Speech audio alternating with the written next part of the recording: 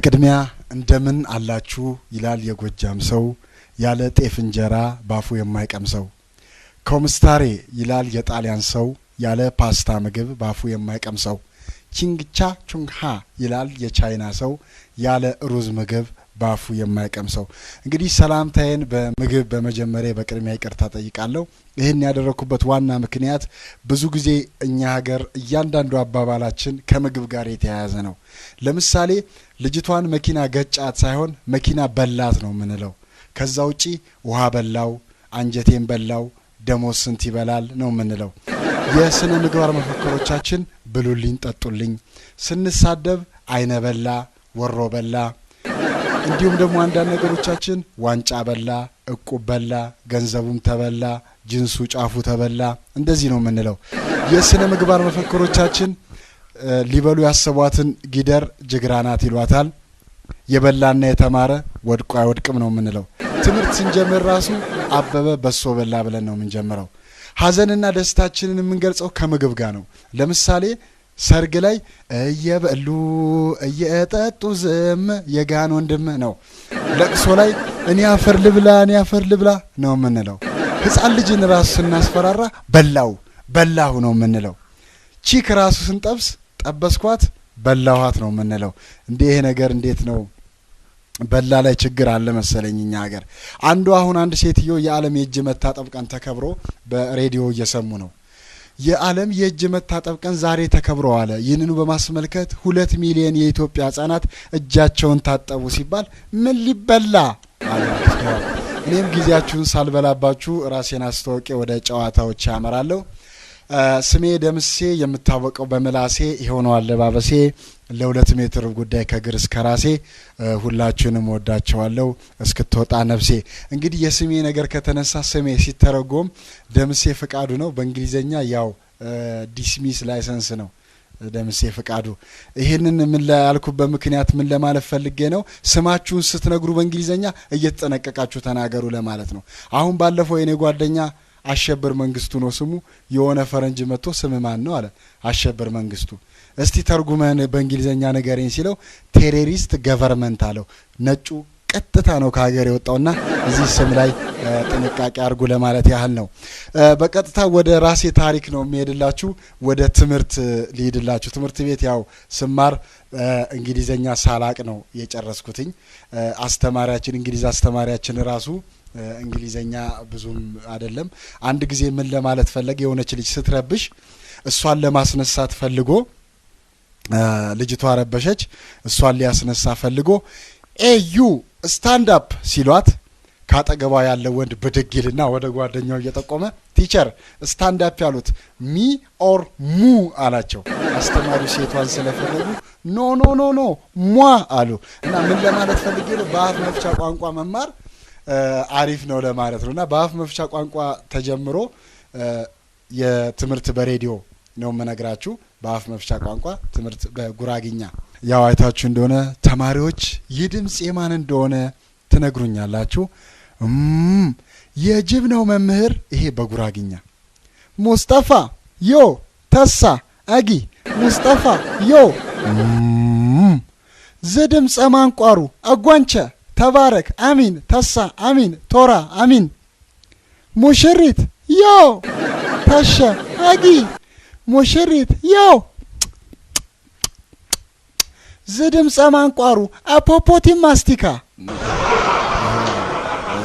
የትምርት ነው እና ከዛ ኮሌጅ ከገባው በኋላ የገባውትኝ የኮምፒውተር ሳይንስ ትምርት ነበርና አንዷ ልጅ ሶፍትዌር እና ሃርድዌር አይገባቸውም አብረውኝ የነበሩ ልጆች ያው ብዙም ያው ቀደም እንደነገርኳችሁ እንግሊዘኛ አንተ ስለሆነ አይገባትም ነበር ልጅቷና ለማስረዳት ምን አልኳት ይኸውልሽ ሶፍትዌር ማለት አስተሳሰብሽ ነው ሃርድዌርሽ ማለት ይሄ ደረትሽ ጡትሽ ምናምንሽ ነው አልኳትኝ ነው ምናምላ ገባት እና አንድ ጊዜ የሆነ የተግባር ትምርት ሁላችንም አንዳንድ ኮምፒውተር ተሰጥቶን የተግባር ፈተና እየተፈተነን አስተማሪው መጣና ሁሉንም ዞሮ አየና እሷ ጋር ደረሰና እስቲ አንቺ እስቲ ሃርድዌርሽን አሳይኝ ሲል ቲቸር አፍራለሁ አለችና በዚህ ምክንያት ከኮሌጅ ተባረርኩኝ ከኮሌጅ ተባረር ያለው እና ምን ለማለት ፈልጌ ነው እቺ ሀገር ለተማራ አትሆንም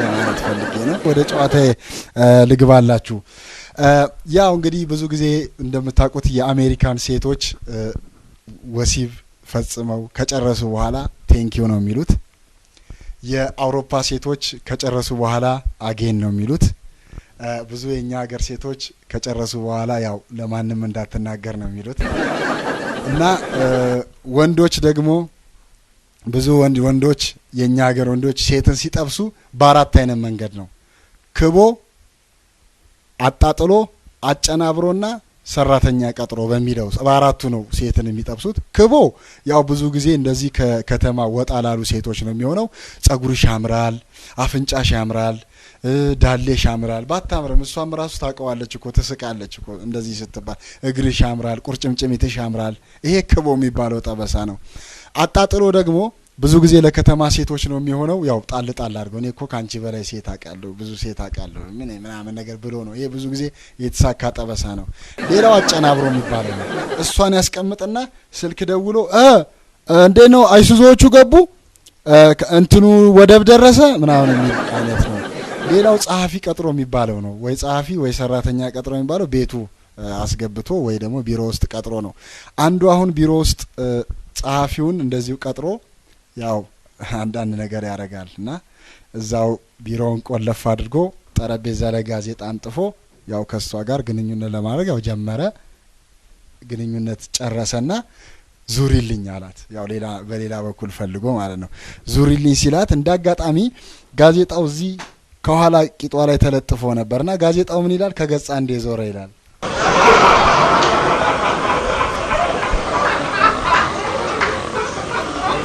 አንዱ ደግሞ እንደዚህ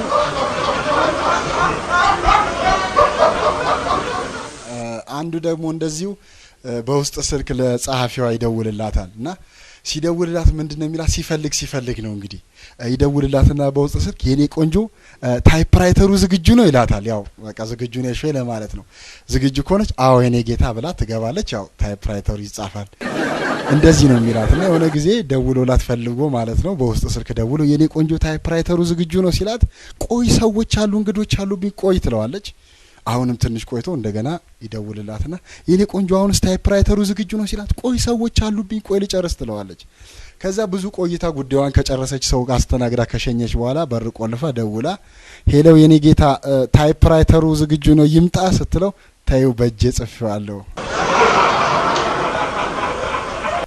አሁን ደግሞ አጠር ያለ የስፖርት ጨዋታ ነው የምንጫወተው ያው አትሌቶቻችን የታወቁ አትሌቶች አሉን እና አንድ ጊዜ የሆነች አትሌት ስቴዲየም አዲስ አበባ ስታዲየም ዙሪያ ላይ ትሬኒንግ ሰርታ እየወጣች ነው ትሬኒንግ አርጋ ጨረሳ እየወጣች እንዳለ ስልክ ይዛለች ሞባይል እያናገረች እንዳለ አንዱ ሌባ ከጇ ላይ ሞባይሉን ቷ አርጓት ሮጣ ያው ሯጭ አይደለች ሳብ አርጋ ጫማዋን ወለቆለቅ አርጋ ተከተለችው ግን ከደረሰችበት በኋላ ውድድር መስሏት አልፋው ሄዳለችና እንደውም አልፋው ከሄደች በኋላ ሁሉ እንደ ቀነኒሳ እንዲህ ብላ ያ ሁሉ ልጁ እንዳይደረብ ስለፈለገ ወደ መንደር ገብቶ አመልጧል አለመደረብ ሞባይሉን እንትን ለማለት አይደለም እንዳደረበው ገብቷል እና ይሄም ሲነሳ አንድ ጊዜ ትዝ ይላችሁ እንደሆነ የሆነ ኃይሌ አንድ የውስኪ ማስታወቂያ ምናምን ትዝ ይላችኋል እና ባለፈው አሁን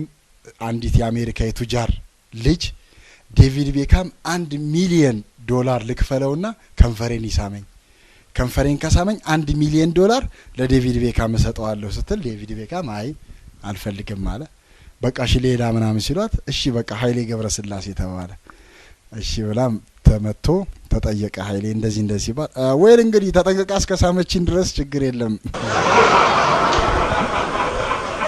እንግዲህ አሁን የምንገኘው በፋና ብሮድካስት እግር ኳስን በሬዲዮ ፕሮግራም ላይ ነው የሲቲ ከኪዩፒአር ጋር የሚያደርገው ጨዋታ 15 ደቂቃዎች ቀርተውታል ዛክ በግንባሩ ገለጸልኝ 15 ደቂቃ እስከዛ ድረስ የክብር ስፖንሰራችንና እንዲሁም አንድ እንግዳ አሉን እኚህ እንግዳ በተለይ በቋንቋው ረገድ ትልቅ አስተዋጽኦ ያደረጉ እንዲሁም ድምጻዊ ናቸው። በተለይ የምናቀው ዘፈን ሬሌ ኢንስትራክተር እንዲህ አይነት ዘፈን ኢትዮጵያዊ ነው። በጣም 10 አረንጓዴ ጠርሙሶች በግርግዳ ላይ ብለው ያዜሙት ናቸው። እሳቸውን ወደ እዚህ እንዲመጡልን ጋብዛለሁ። ወደ ጊዜ ስቴዳችን እስቲ እነዛ ተቀበሉልኝ እስቲ። በጣም በእውነት ሬሌ ያ በእውነት እንኳን ደህና መጡ። እንኳን ደህና ጠበቃችሁኝ። እሺ እስቲ እንደው ስለ እርሶ ተወርቶ አያልቅም። እውነት ነው። ስለ እርሶ ዛሬ ዛክም ጎግል ውስጥ አይገባም፣ ሲጎለጉሉ ነው እርሶን የሚውሉት። እና እስቲ ምንድነው እስቲ ራስዎትን በመጀመሪያ ስሙትን ያስተዋውቁ። ሙሉ ስም ነው? አዎ ሙሉ ስም ነው። ማስታ ቦቴ። አቤት ማስታ ቦቴ።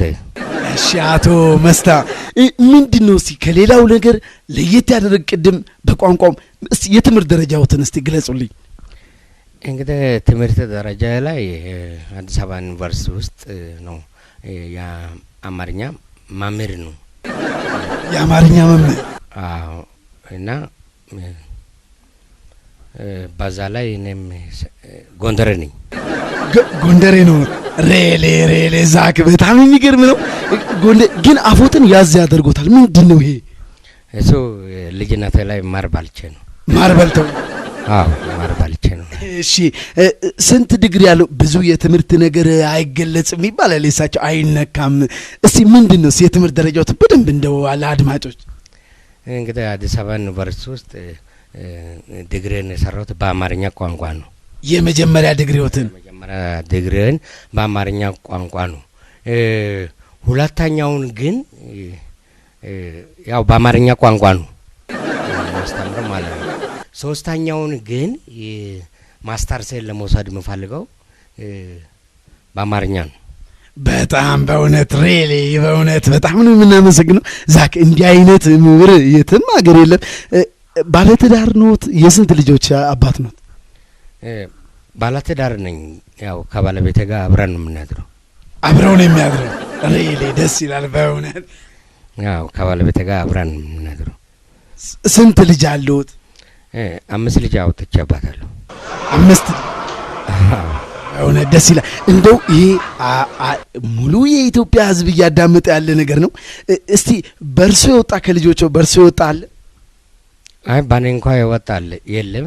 እኔ በእናትየው ላይ ይወጣሉ፣ ልጆቹ ደግሞ በሷው ይወጣሉ። በሷታ በእውነት በጣም ነው የምናመሰግነው። ግጥምና ዜማ ይደርሳሉ። ኢትዮጵያዊ ሙዚቃ በተለይ 10 አረንጓዴ ጠርሙሶች፣ እንዲሁም በጣም ዛክ ቅድም ሲነግረኝ የነበረው ዘፈን አለ ሎሚ ጣሉባት በደረቷ፣ በጣም የሚታወቅ 10 አረንጓዴ ዘፈን መቼ ሰሩት? እንዴት ሰሩት? እንግዲህ 10 አረንጓዴ ጠርሙስ ግርግዳ ላይ ሳቀ ነበር። በዛ ነው ግጥምና ዜማ ያወጣሁት። 10 አረንጓዴ ጠርሙሶች ግርግዳ ላይ አንዱ ወድቆ ቢሰበር ስንት ቀራሪ ያምን። ምንድነው መልእክት ውስጥ? እኔ እንጃ አልገባኝም፣ ለራሴ አልገባሁትም።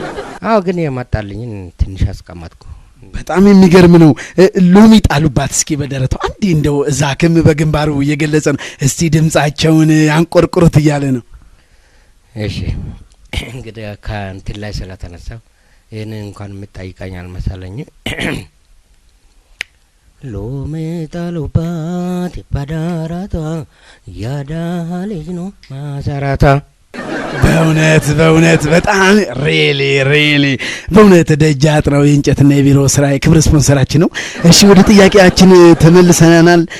የዘፈኑ መልእክት ነግሮናል፣ አንጎራግረዋል። በጣም ደስ የሚል ነው። ሁሉ ብዙ ነገር ገልጸዋል። እስቲ ከዚህ በኋላ መሆን የሚፈልጉት ነገር እስቲ ለአድማጮች እኔ ማለት መሆን የሚፈልጉት ነገር አለ? እስቲ ለየት ያለ ነገር። እኔ መሆን የምፈልገው ወደፊት አማራ። አቤት?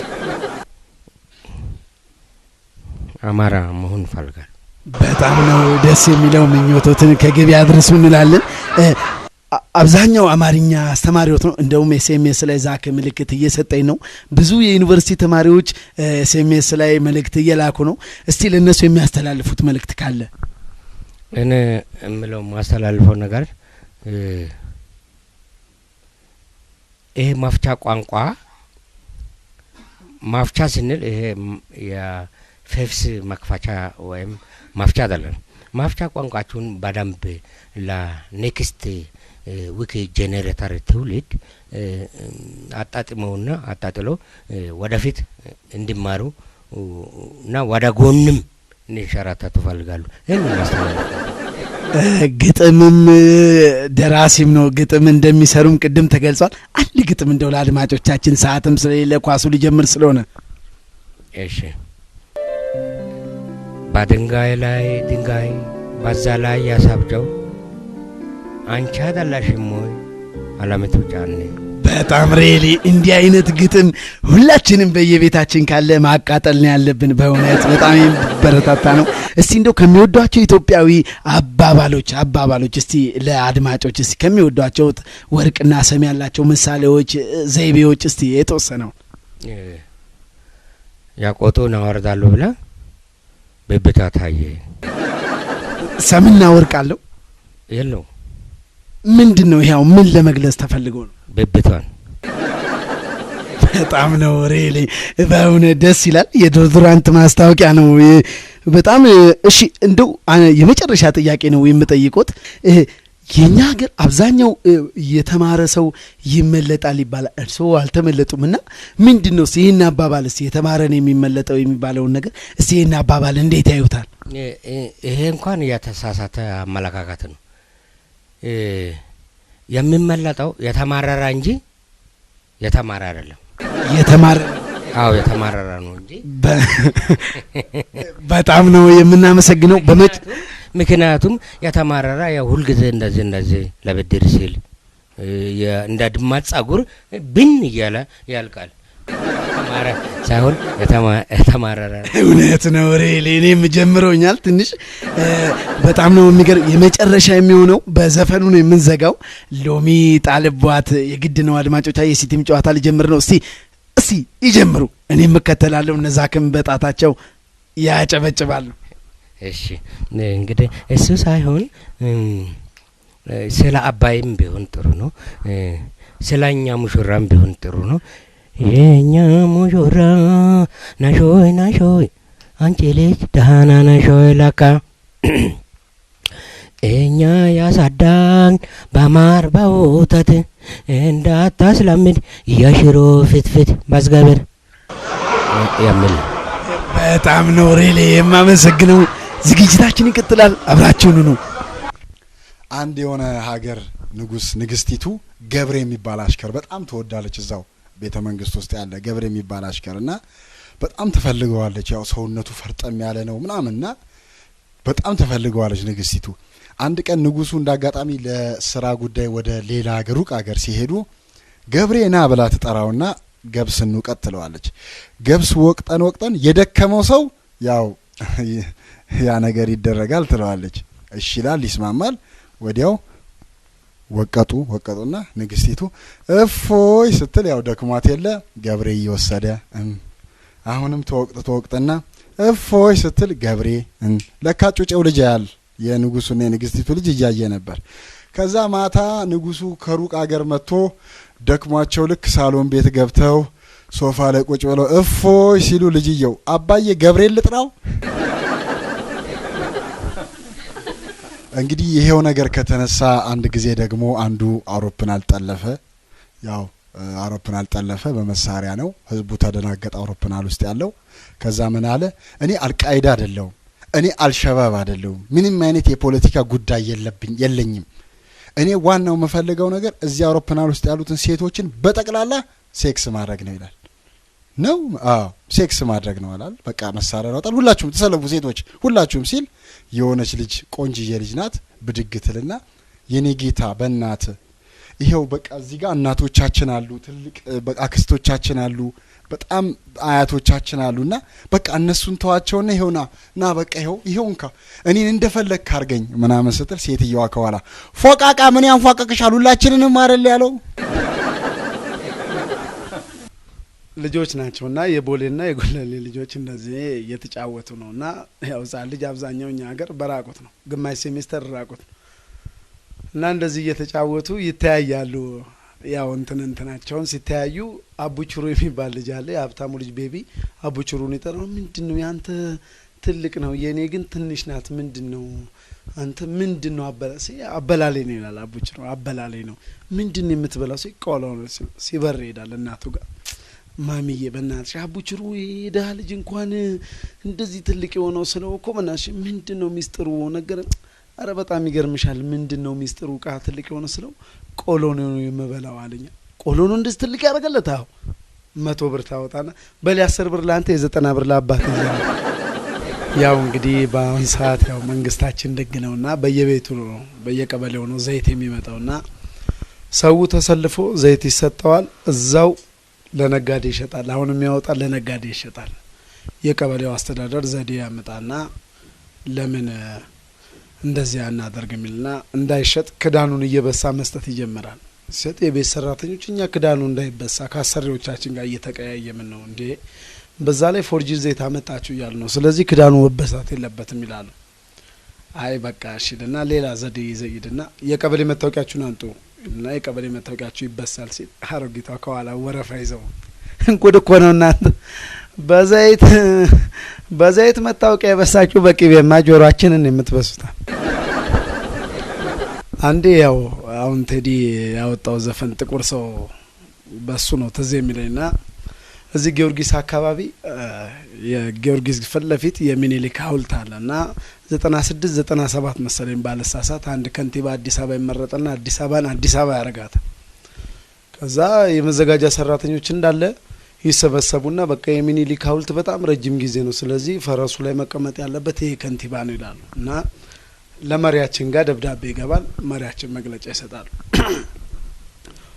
እናንተ ያዛችሁ ጥያቄ አግባብ አለው ጎን ለጎን ኮሚትመንት የሚያስፈልገው ነገር አለ ከንቲባው አልሰሩም ሰርቷል እናንተ ባመናችሁት መልኩ ነገር ግን ታሪክን በታሪክ የመሻር አጀንዳ አልያዝንምኛ ለኪራይ ሰብሳቢነት የሚያጋለጥ አጀንዳ ነው ባይሆን ከንቲባው ሰርቷል የምትሉ ከሆነ ከሚኒሊክ ጋር አንድ ላይ ፈረሱ ላይ ይፈናጠጡ ብለው ታረፉ